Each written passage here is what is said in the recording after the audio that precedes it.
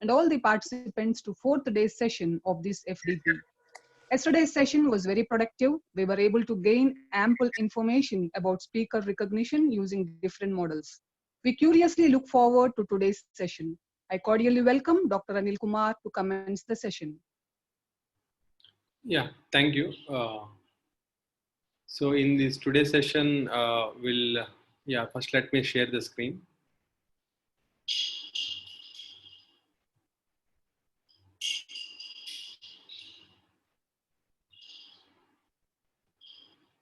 Yeah, can you able to see my screen?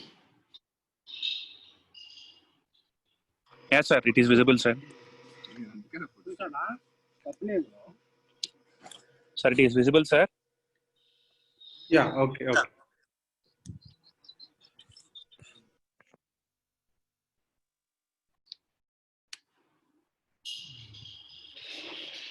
So in today's session, we'll talk on what are the different features which we can extract usually from speech signal and in application to emotion recognition. Here,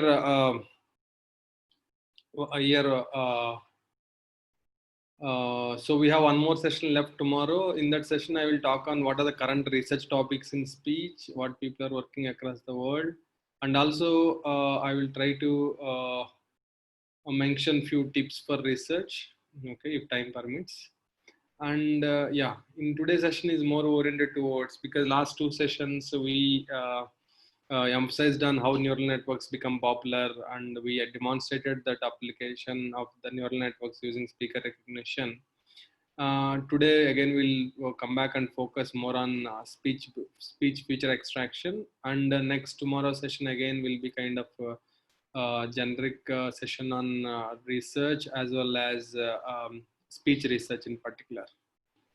So from speech signal, we usually extract features. Three features are famous. Means three categories of features are famous. Those are called source features, system features, and prosodic features. But among all three, the most popular one is a system feature, and any application we can build with this. But these features also acts as a complementary. Sometimes we can combine them and increase the performance of the system. But otherwise, system features are what usually we use.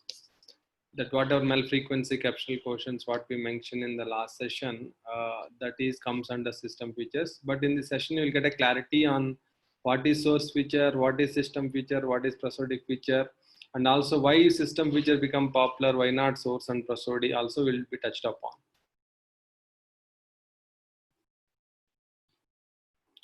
So this along with the features will focus more towards emotion recognition, and this is one of the hot topic. Some work is going on now from last 10 years. A lot of emphasis is going on for this emotion systems. The reason behind is that emotion is so natural, and system should understand emotion also. For example, you have Google Assistant or Alexa. If it works only when you are talking very normally or neutral way only, then you can't call it as assistant. Because to get attention of your manual assistant, you usually shout on them, or you'll try to tell in a more emphasized way. Okay, and if you tell like that, and if you speak like that, and your assistant system like Google Assistant and Alexa is not able to understand, then those are not natural. Okay, and all the time you may not give the commands in a neutral and normal manner. So emotions also is very important to for making the systems more natural. Okay, so basically in emotion, the main emotion processing, if you see in general, there are two important aspects. One is like emotion classification. That means if you give a speech signal, how classifying the emotion, it has a lot of applications. We'll see that in the next slide. And emotion synthesis. Emotion synthesis means if you give a text, can we generate the speech in an emotive way? For example, I want to tell a story to my kids. Let us say I have text form of that story. I want to generate the speech and tell. Let us say if you generate a speech like railway announcement, or you're like a Google Maps navigation, they won't get interest, because in those modules or in those applications, emotion is missing.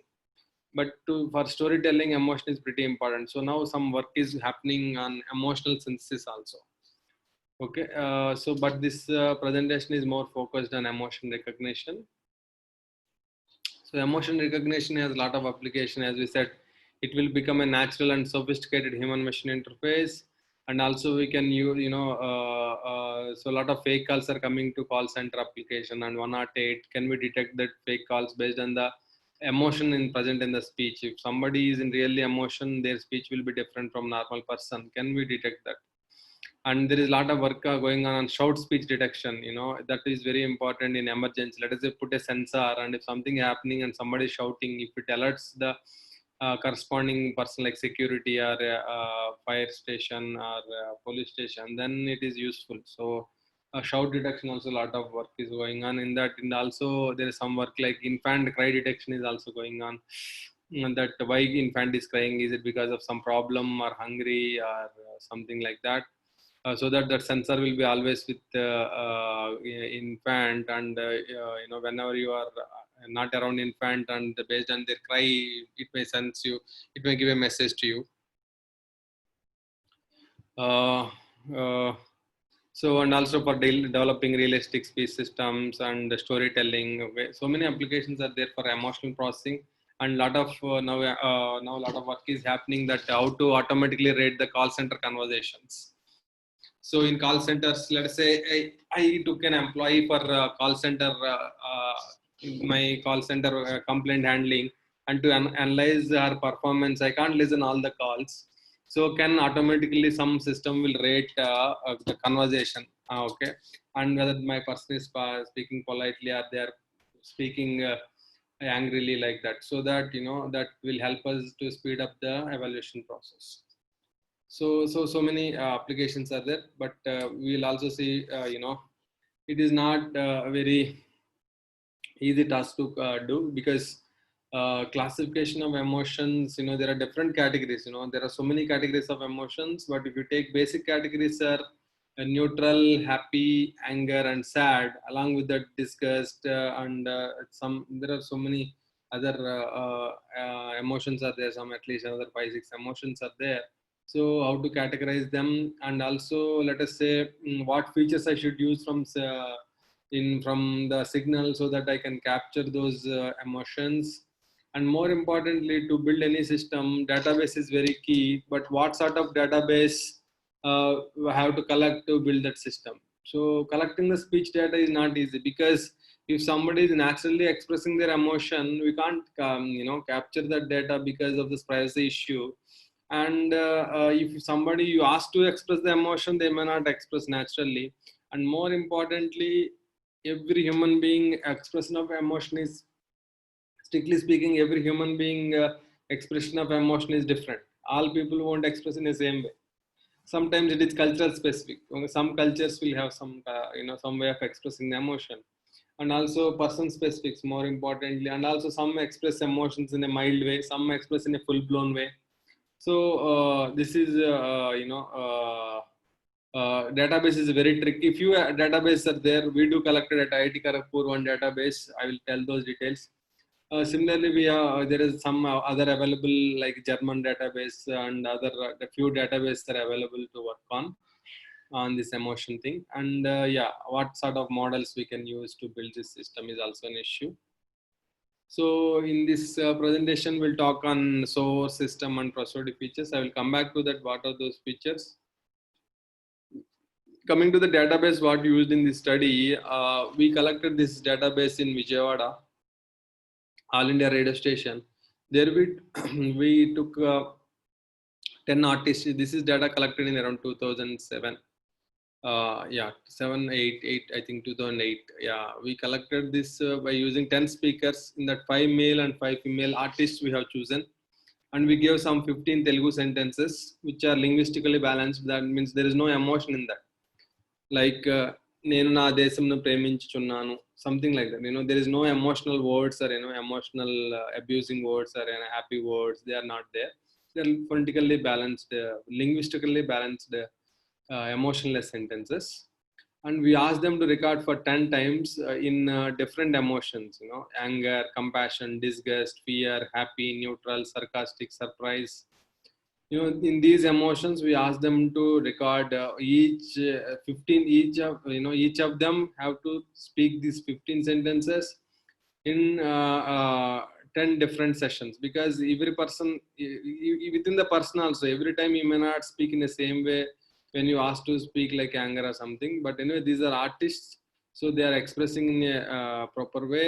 We are expecting that they are expressing in a proper way. And to capture the session variations, we have took it from 10 sessions. So we have total 15 sentences, 10 speakers, 10 sessions, and 8 emotions. So total around 12,000 sentences we collected. So here the thing is that text, let us say if you take one example of one sentence, we have a sentence, same sentence from the same speaker, we have the things in different emotions. So whatever the variations of features we extract and see, those are because of emotion only. Because speaker is same, text is same, then it should be more or less similar. That feature should not be more distinguished, so more different. So if they are different, means they are based on because of the emotion. Okay, so to realize that, we collected this data. And coming to the excitation source information, the basically excitation source means for speech production there are let me open another link. Okay, for speech production there is something called speech production mechanism. In the first session we have seen, okay, speech is by exciting your vocal tract system, or okay, vocal tract system with the uniform impulse or random noise, that is called excitation source. If you excite your vocal tract system, then speech will come out. So now what we have is a speech. Okay, what we have is a speech, but we want to separate excitation and vocal tract, because vocal tract is what is changing for every sound to sound and from every speaker to speaker, like that. But excitation source is usually same for all voiced and unvoiced speech. So we want to separate, like we have a milk, we got a milk now with pure milk and water. Now we want a technique to separate them, because whatever speech we are getting, if you understand, I also told speech production can be modeled as a linear time invariant system. And speech S of n, you can be assumed as a convolution of vocal tract and excitation, but we want to separate vocal tract and excitation. For that, one of the famous technique is called linear prediction analysis. What is that linear prediction analysis? Is that as speech has some quasi-stationarity and some kind of periodicity within the short duration. So what we'll do is that we'll take some 20 millisecond frame, that small frame, not for, we don't apply LP analysis for the entire speech signal. We'll take only a small segment of LP, linear prediction, small segment of speech signal, and apply linear prediction analysis. And so what linear prediction analysis says is that we can predict the current sample by using linear weighted sum of previous P samples. We can predict the current sample by using linear weighted sum of previous P samples. So I can, we assume like that, usually we assume 8 to 10 samples. So that P value will be 8 to 10 samples. So current sample I can predict by using previous P samples and linear weighted sum. So if you simplify that, okay, sorry, this is S cap of n, and this is S of n is the actual value. That error E of n, that is the S of n minus S cap of n, that is the predicted value. Okay, that is the error. That is the what usually the residual signal is called. This is E of n is called residual signal. So if you see the block diagram here, take the speech signal and pass it to the inverse filtering, then you will get the residual E of n, LP residual filter. At the same time, if you take the same E of n and take the one by this thing, that is the H of Z, you take H of Z, and then you will get the speech signal. If you take the reverse also, E of n and vocal tract system H of Z, then you will get the speech signal. Now we are doing inverse filtering, because we got speech, from that we want to separate excitation. So To separate the excitation, the famous technique is linear prediction analysis, and the error in that linear prediction analysis. Okay, error is nothing but S of n minus S cap of n. This S of n, this E of n will represent your residual signal. So any features related to your excitation source or source related features, we usually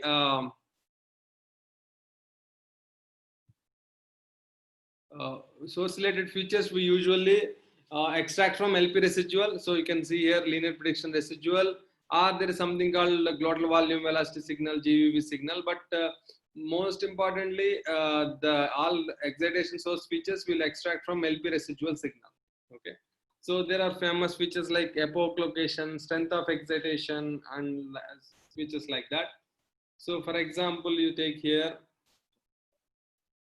these are different excitation parameters, don't worry on that.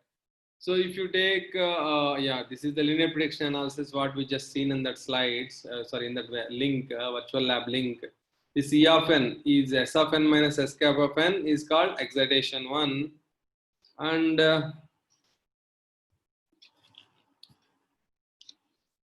so you see here, this is one small segment of speech, and this is for different emotions from the same speaker, same sound. Same speaker, same sound. You can see the excitation is different, right? So it should have been more or less similar, but it is completely looks different signals, because even the speaker is same and sound is same.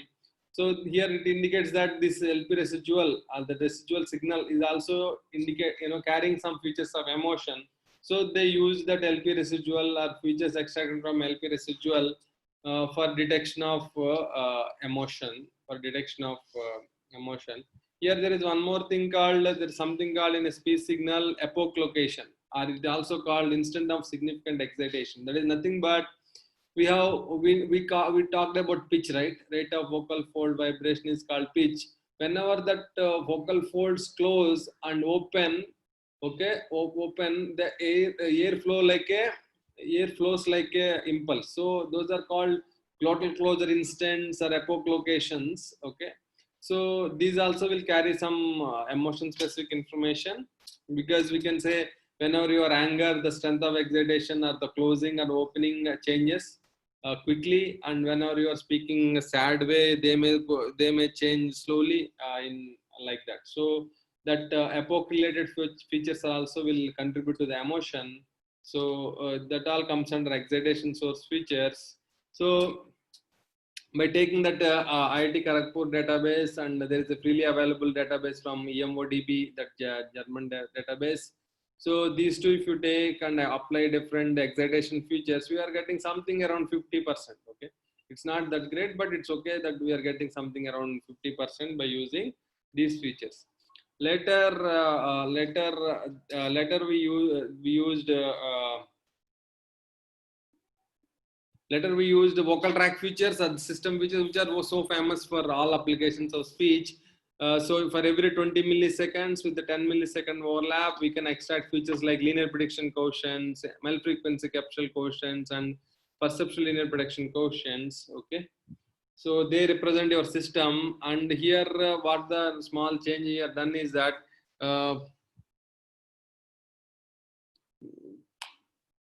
we have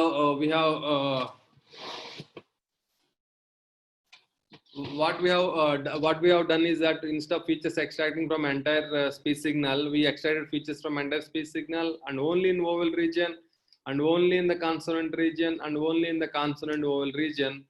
So speech segment is first divided into these regions and seen which regions are more prominent for carrying the emotion specific information. And also we done something called pitch synchronous approach. Pitch synchronous approach means usually we'll take window size of 20 millisecond, right?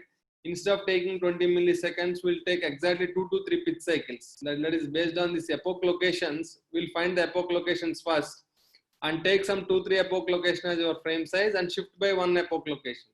Then your frames are pitch synchronized. That means you are not taking random frames. You are taking frames which are synchronized with the pitch. So that is already existing, so that also explored for, otherwise these are all normal features, vocal track system features. So vocal tract system usually also expressed in terms of formants. So you can see it's the same speaker, same sound. So, but your formant locations, okay, these peak locations are called formants. Okay, this is nothing but LP spectrum, LP spectrum, linear prediction spectrum. And if you see in that, same speaker, same sound, because of emotion, your peaks are got disturbed. So your system feature also may contribute to emotion recognition. So these are locations to identify the oval region. We can skip this. So different experiments are carried out by taking linear prediction coefficients, MFCC features, and adding those formant features to it, and such like that, and pitch synchronous approach as well. And we got percentage around maximum around 68, 70 like that. Okay, so they are better than excitation source features. And more importantly now, another important features for especially for emotion recognition is the prosody features. Prosody features are nothing but long-term features. Earlier in segmental features, that vocal tract features, we extract features from every 20 milliseconds, frames. Like excitation is further small. We can take only 5 millisecond frame, find the applications and features around that. But these prosody features are long-term features. You take more than 100 milliseconds or entire sentence to extract these features. Actually, these prosody features are what human being uses a lot, for understanding the emotion. Prosody features in general, there are three features, prosody features. Those are called duration, energy, and pitch contour. Okay, for any understanding of speech also, they play very important role. For human being, he uses mainly these prosodic cues, that energy variations. Let us say whenever you are telling some kind of shouting manner or a high energy manner, then they think that you are in anger, emotion, or something like that. Whenever you tend to speak fastly and loudly, then also people feel that you are anger. And whenever you are speaking with low energy and slowly, then people think that something happened, you are not, something is there. So this prosodic cues human brain uses a lot. What are the prosody features? Duration, energy, and pitch contour. Duration means duration of the sentence or duration of the words, like that. That means speaking rate. Energy is nothing but the amplitude, like time level amplitudes. Square of that, sum of the square of that will come energy. And pitch means that focal fold vibration. So whenever you are anger, they vibrate fastly. Whenever you are normal mode, they will normally vibrate. And whenever you are sad or something, then they may vibrate slowly. So these are very important cues. But unfortunately, for system, for depending on these features is very different. Why you may ask why? Because human brain is talented enough that it can understand these cues. But you see, let us say energy you want to use as a feature. Okay, somebody has high energy, you tell that they are anger. Okay, for example. But energy is other variations also will affect the energy. That some people naturally speak loudly. Somebody speaks in somebody usually speaks in a low volume. Somebody speaks in with high volume. So how to put a threshold? If energy is more than something, then it is anger or something. We can't put threshold. And also, for example, you put a microphone close to your mouth, then energy captured will be different. And if you keep little bit away, the energy captured is different. So this energy has a lot of natural variations. So keeping a threshold or using it as a feature is difficult. Similarly, pitch. We have seen in the first session also, the pitch of female is more than male, and pitch of children is more than female. Then that means all humans don't have same pitch range. So pitch is also has a lot of natural variation. So if I have high pitch, I can say anger or something. But how can I say what is high pitch? It depends on person to person. So those features are also different. But human brain trains automatically. That is God gifted us. But this machine training using these features are very difficult, because extracting those features are also very difficult. For example, duration. How to extract the duration of the word? Let us say somebody says words are fast, then speaking rate is fast, and they may be anger. But how to found those boundaries from the speech signal? That is not easy. And more importantly, this duration also has a lot of natural variation. Some people, I can admit that I speak usually fastly, okay, but few people will speak slowly. That is their natural way of communication. And some speaks very fastly, some speaks moderately. So already duration has its own variations, and how can we say that duration is more, then he is sad, or duration is less, he is anger? Human being understands that, but using them as a features is difficult actually. So, but what I'm trying to say is these prosodic features or long-term features are very important for a human being understanding of emotion. But we can also build systems around that using these features, but they are not reliable and they will lead to less accuracy because of the natural variations present in those features. Hope you got the point. Okay, this is how that energy contour will look like. Okay, so in this work we extracted features of this duration, energy and pitch at different levels, at the local level, at the global level. That means entire sentence, one set of features. Set of features means what is the mean, maximum and standard deviation of each, like duration, energy and pitch at the utterance level. At the utterance means that the whole sentence level, or at the local level, that means at the word level or syllable level, like that. Okay, so duration is n by f, and pitch is right a vocal fold vibration, and energy is nothing but sum of your amplitude squares. Okay, so don't worry about that. So we done at features at the utterance level, word level and syllable level. Syllable means less than a word. Combination of phonemes will make syllable, combination of syllables will make word, combination of words will make sentence or utterance. Okay, phonemic is a basic sound unit. Combination of phonemes is syllable, combination of syllables is word, combination of word is called sentence. Okay, you can see these features are extracted at different and also we divided the sentence into three parts: initial part, middle part and end part, final part. Because one more point we need to emphasize here is that emotion is non-natural. Emotion is natural actually, fine, but emotion is a non-sustainable thing for human being. Whenever I am anger also, I'll come back to neutral and I will go to anger again, because in one emotion I can't speak for long time because it is not sustainable. Okay, so we have to come back to normal and go. So that's why usually whenever you are speaking something, a sentence, if you are anger, usually that reflects more in the initial part of the sentence, and again you will come back to normal, again you may go back to emotion. Okay, so that's why we divided the sentence into initial part, middle part and final part, and then see which parts are giving the better accuracy for emotion recognition. So we found these by extracting features at the global level, local level, combining all of that, we are getting around some 60-65% accuracy. So then we done that these three features are complementary, right?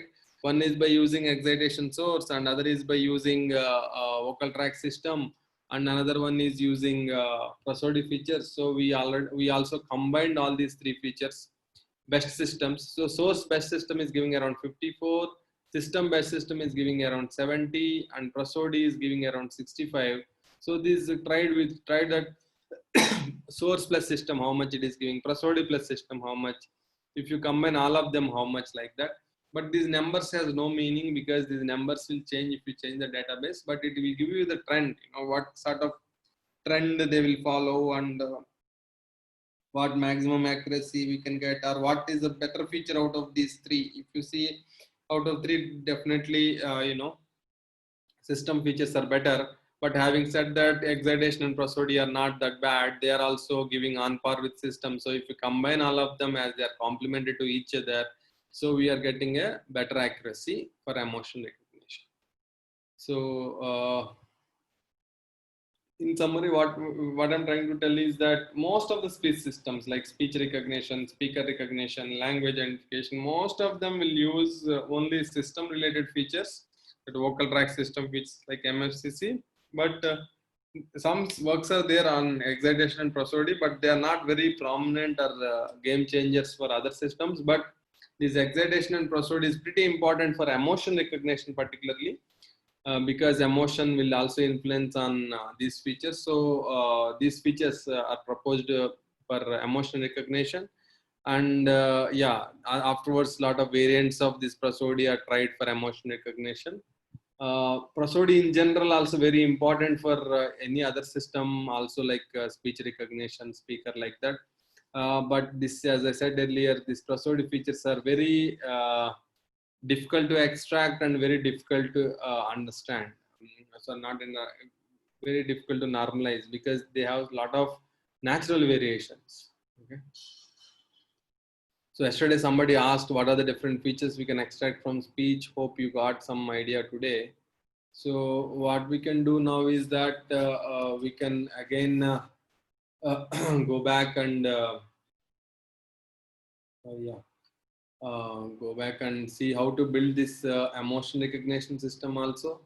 Just like speaker recognition system, we can also build this emotion recognition system.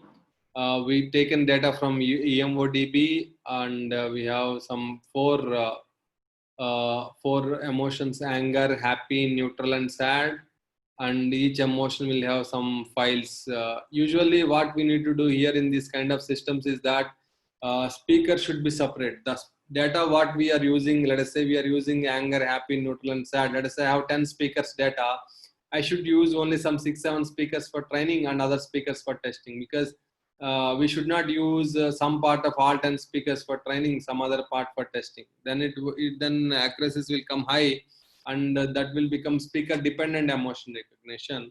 But what we generally want is speaker independent, because we train system with some emotion with some speakers. Tomorrow anybody speaks, system should be able to understand the emotion. So we should build a speaker independent emotion recognition system. So some data we take it as training data, some data we take it as testing data, and we made sure that speakers are different in this and in this. Similar to your earlier system like Gaussian mixture model. And more importantly, here one thing to say is that whatever the advancements happen in speaker recognition, language recognition, or emotion recognition, usually they are same, because they are all simple classification problem. Unlike speech recognition and text-to-speech synthesis, those are the main systems of speech. Those require some text processing knowledge and all those things. For them, models are different. For these classification tasks, the evaluation of the models or the baseline systems are more or less same. So similar to what we discussed in the speaker recognition, we can also use Gaussian mixture models here and DNNs like that. So let me show you similar systems, whatever we demonstrated for speaker recognition yesterday. We can use the same systems for emotion as well.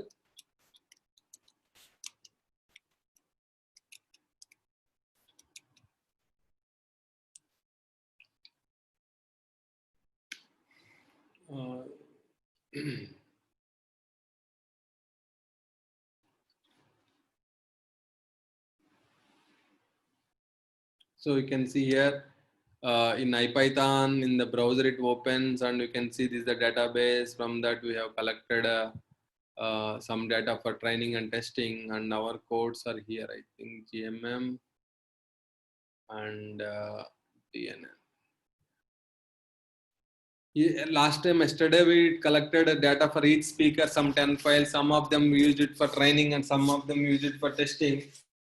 Here we are doing little bit different. We are doing here emotion recognition. So we taken data from, let us say, some 10 speakers, and combine some 8 speakers data for training, some 2-3 speakers data for testing. So maybe modeling things may be different, but training data and testing data organization is different. So as we said earlier, here the Gaussian mixture model, we have only one parameter to vary, that is number of mixtures, that is number of Gaussians. So we can see a restart and run. Otherwise, except data change, all the program is same, like what we demonstrated for yesterday, that speaker recognition.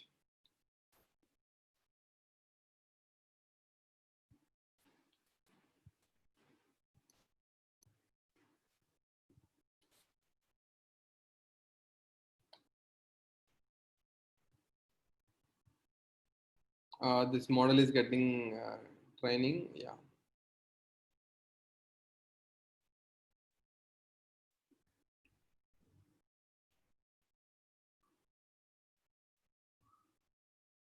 Yeah, one younger model is getting trained now. Younger features got extracted, and that is model is getting trained. And next one, another emotion will come. Happy is coming now. Happy modeling is happening. You can see those outputs here.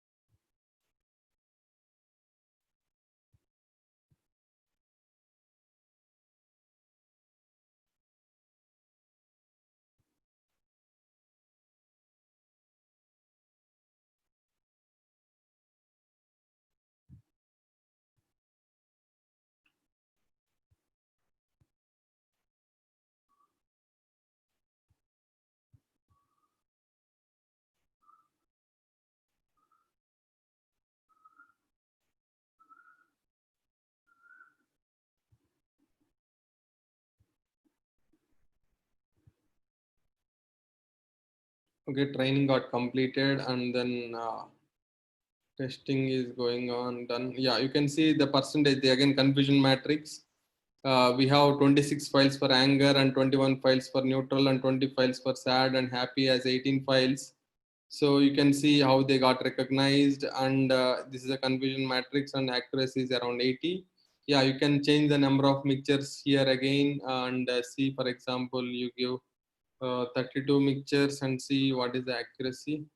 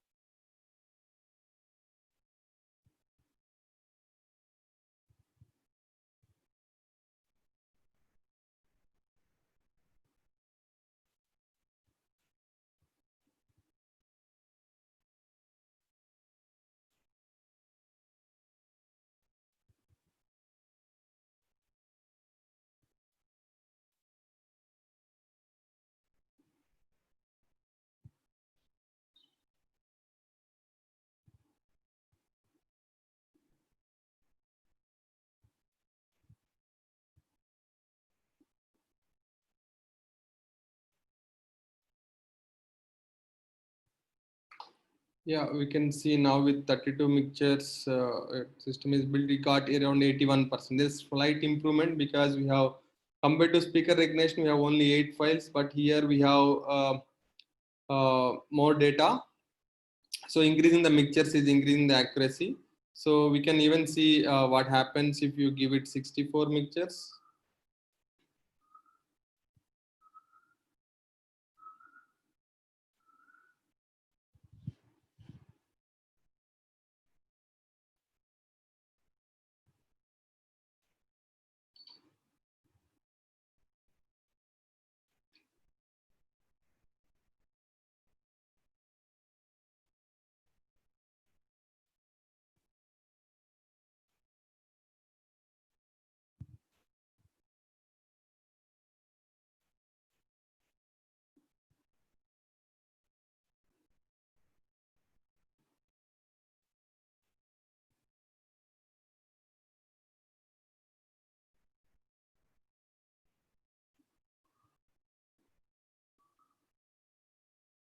now system, because 64 mixtures are there, it takes more time to build your system, because 64 mixtures need to be trained.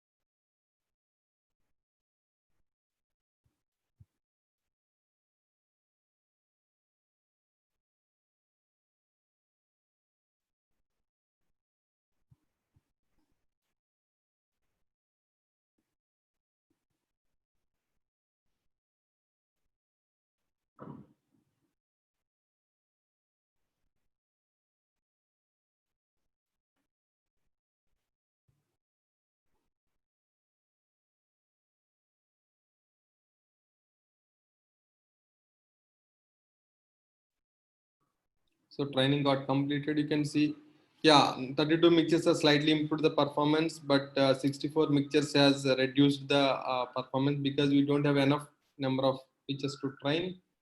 Similar system we can also build using neural network. Here we can use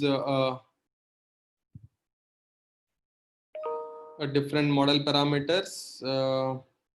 What are the model parameters I used? Yeah, here these are the model parameters. Here in module 4 we have written. So what is the number of hidden layers we can use, number of hidden layers, okay, and the batch size, like that. So let us see with these set of numbers what is the percentage you are getting, and we can keep on changing those numbers and adjust and fine tune hyperparameters to get the better accuracy.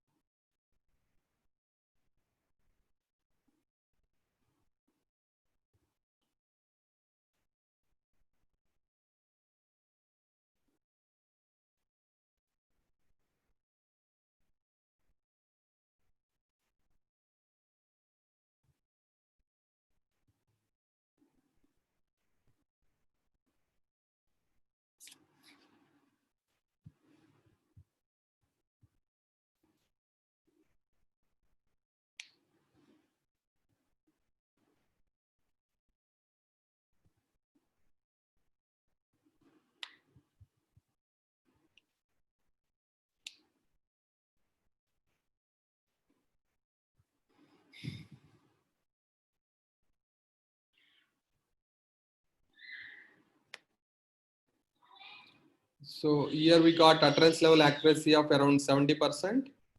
So we can fine tune these parameters and get a better accuracy for emotional recognition. Here, to conclude this session, let me spend 5-10 minutes on what are the pros and cons of different modeling techniques. I don't have slides for that, but I can explain my with my experience that we have. Hello? Yeah. So we have something like Can you unmute the participants?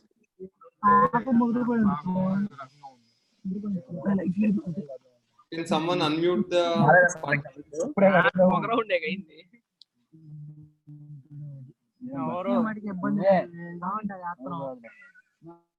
So there are different machine learning models are there, like Gaussian mixture models, hidden Markov models, support vector machine, and neural networks. So each of them have their own. తర్వాత ఉండేది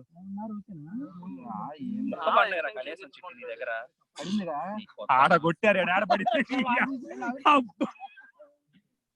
ఎలా అవుతున్నారా లేదు So can you unmute? Some of them are speaking. Can you please unmute some? Yeah. So there are different machine learning models are there, like Gaussian mixture models, hidden Markov models, neural networks, support vector machine. So many other modeling techniques are also there, but don't use them blindly because each model has their own advantages and disadvantages. Let me tell you my experience. If number of data points are less, okay, your amount of data is less, then don't use neural networks because neural networks need more data to give better performance. For example, you are taking some set of cases where data collection is very difficult. It's not that you don't have data, it's problem data itself collection is difficult. For example, medical related data or something like that, then we may still use the conventional machine learning models like Gaussian mixture models or Navi Bayes or like that, or support vector machines. And amount of data is more, then only go for neural networks.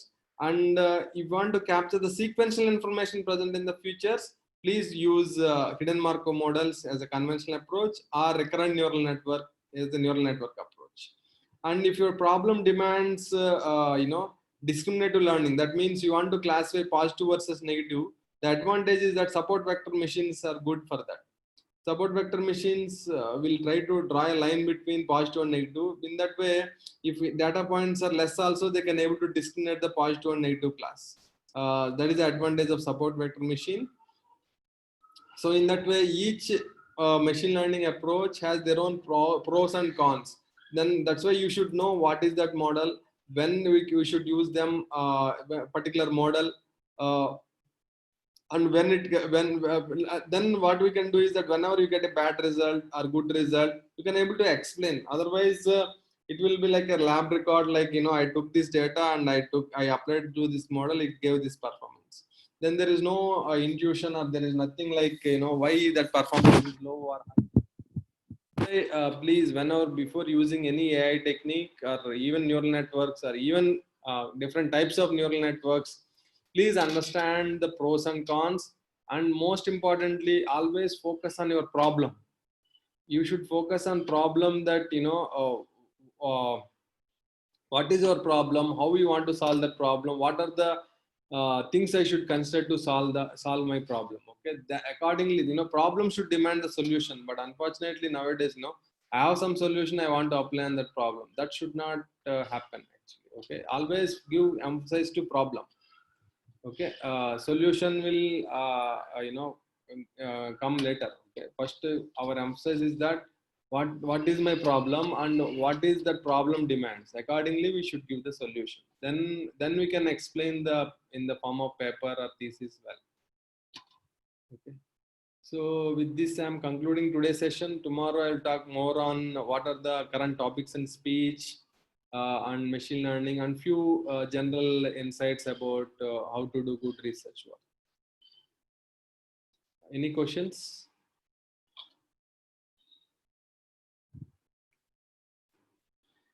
Participants, any questions?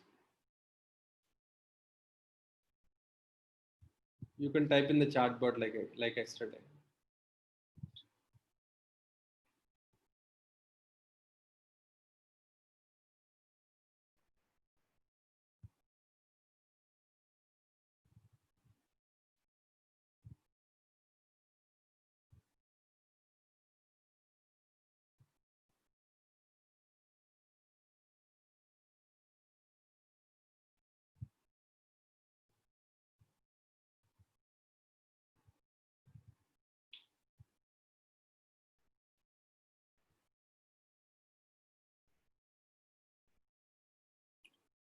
Yeah, tell me. Yeah. We can't use CNN for prosody features because the number of prosody features what we get from sentence is very less number of features. So as whenever the features are less, you can't use neural networks.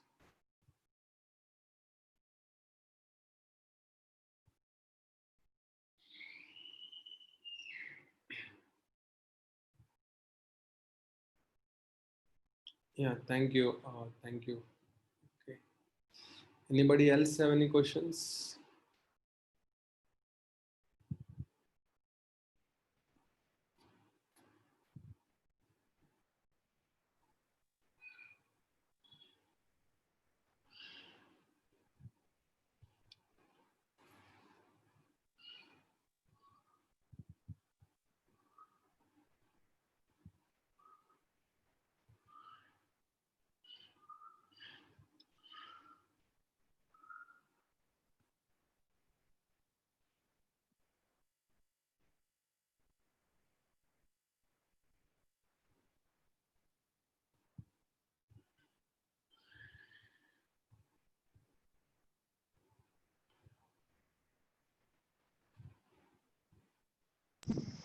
Sir, one more question is there in the chat box, sir. Anil, sir. Yeah, can we increase the hidden layer numbers as many as we want? Yeah, we can increase the number of guests in our home as long as you can feed them. We got down. Okay. Can use many hidden layers provided you can give the enough. You have enough training, and also there is something called pre-requisite problem. If input is going to different hidden layers, and also error propagating to different back to different layers, then it may vanishes. So gradient vanishing problem will be there. So we have to address those issues. Accordingly, we can increase the number of hidden layers.